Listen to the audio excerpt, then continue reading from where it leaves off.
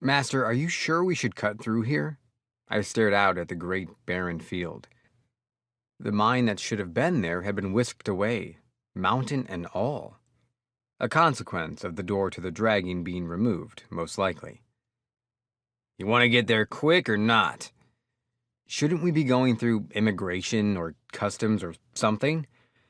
I'm a guild master. We'll be fine. Thought this was an emergency. I mean, it is. I suppose there was no guarantee anyone would even be present at the checkpoint, like the fortress between Yennis and Sharul. I'll cover for you if anyone gives us trouble, Broad sneered. Unless you're scared. It seemed my fear that the mountain would conveniently pop back into existence just as we were crossing through was written all over my face.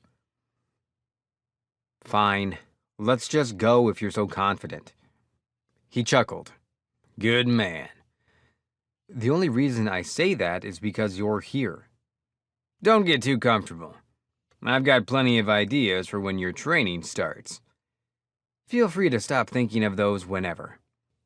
We crossed the clearing safely, and successfully reached Grandol thereafter.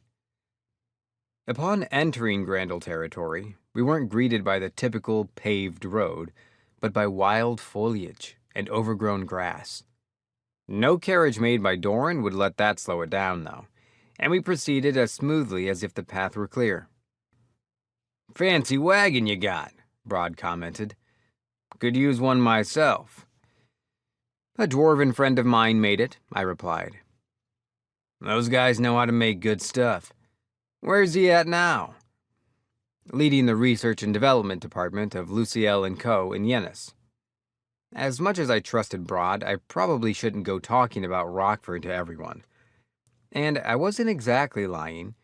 They'd told me they had some ideas for new stuff to make back in Yennis.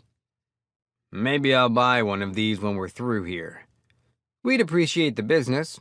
You won't be disappointed, I said. Oh, you might not know that my dwarf friend is actually Doran. He's a master blacksmith and studied with Grand. Had a feeling. No amateur can make something like this. Broad snorted.